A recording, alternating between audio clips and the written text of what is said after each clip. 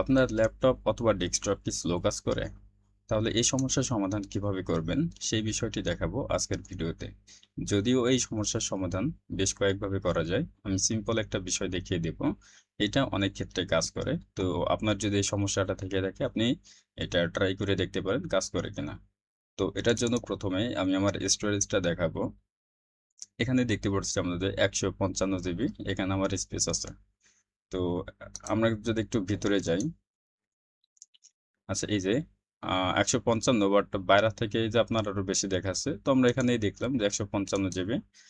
তো এখানে আমি এই কাজটা করার পর অর্থাৎ ক্লিয়ার করার পর এখানে স্পেসটা বাড়ে কিনা সেটা লক্ষ্য করব। যদি বাড়ে তাহলে ভালো, তবে না বাড়ার সম্ভাবনাই বেশি, কারণ আমি এরকমটা ক্লিয়ার প্রায় করি, যার কারণে এখন না বাড়ার সম্ভাবনাটাই বেশি।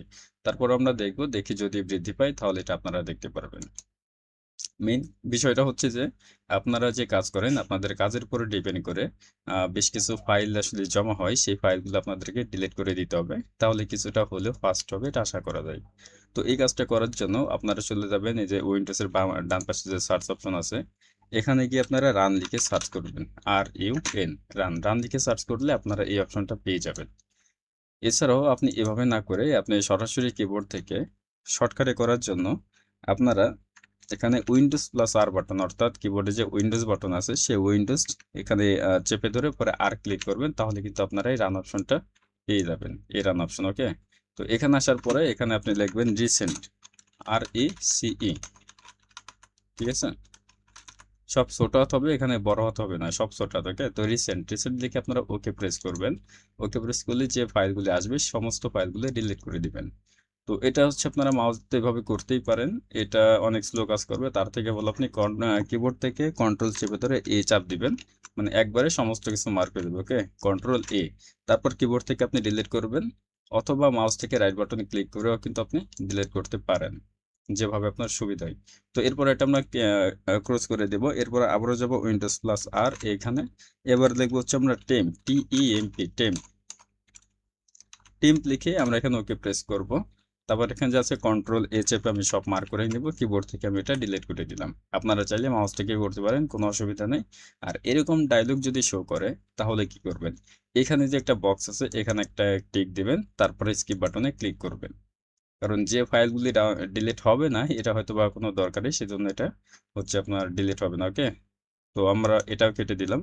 আবারও আপনার চলে যাব উইন্ডোজ প্লাস আর। এবার আগে আমরা টেম্প লিখছিলাম। ওকে, এবার টেম্পের আমরা একবার লিখবো পার্সেন্ট টেম্প, সবার আগে দিব পার্সেন্ট, তারপর আমরা লিখবো টেম্প, তারপরে আবারও পার্সেন্ট। প্রথম দিলাম শুধু টেম্প আর এখন দিলাম পার্সেন্ট। তো এটা দিয়ে আমরা ওকে প্রেস করব, এবং এটা কন্ট্রোল ক্লিক করে আমরা সব মার্ক করে দিলাম, কিবোর্ড থেকে ডিলিট করে দিলাম। এখানে যদি এরকম অপশন আসে তাহলে স্কিপ নয়, প্রথমে দিবেন কন্টিনিউ, এবং এখানে জানি টিক করা থাকে। দেখেন 1093টা ফাইল আছে। এবার এরকম যখন আসবে তখন আবারও টিক দিবেন, টিক দেওয়ার পরে স্কিপে ক্লিক করবেন। ওকে, আমরা এটাও কেটে দিলাম। এবার আমরা আবারও উইন্ডোজ প্লাস আর বাটনে যাব। এবার আমরা লিখব প্রিফেস, PREFE, ওকে, প্রিফেস লিখে আমরা এখানে ওকে করব। ওকে করার পর এখান থেকে আমরা কন্টিনিউতে ক্লিক করব। এরপর যা আছে কন্ট্রোল দিয়ে সব মার্ক করব, কিবোর্ড থেকে আমরা ডিলিট বাটনে প্রেস করলে আমরা এটা ডিলিট করে দিব, এবং এখানে টিক দিয়ে আবার স্কিপ করে দিলাম। এবার যেটা করব লাস্টে সেটা হচ্ছে আবার আমরা উইন্ডোজ প্লাস আর কি বা রিসেন্ট লিখবো, রিসেন্ট এটা সবার শেষে দিবেন, বাট আগে দিলেও কোনো অসুবিধা নাই। আমি পার্সোনালটা সবার শেষে দেই।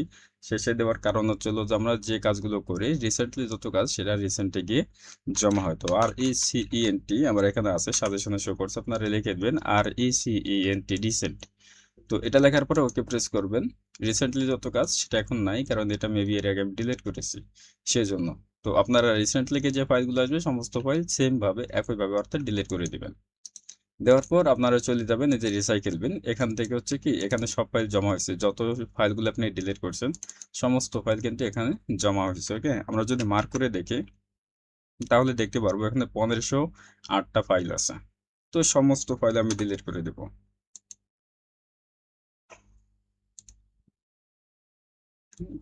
এই 1544টা দেখাচ্ছে এখন। আচ্ছা, আমরা সমস্ত ফাইলগুলো এখান থেকে ডিলিট করে দেব। ডিলিট হলো। এবার হচ্ছে আমরা একটু রিফ্রেশ করব। তো রিফ্রেশ।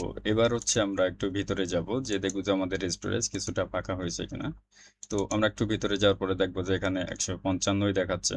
বাট আমরা এর আগে মেবি 166 জিবি দেখছিলাম যখন আমরা ভিতরে গেছিলাম। তো বাইরে আসলে এখানে অল্প থাকলে এটা দেখায় না। আমরা যদি একটু ভিতরে যাই, এখানে 166 জিবি প্লাস ছিল, এখন দেখেন 167 জিবি প্লাস।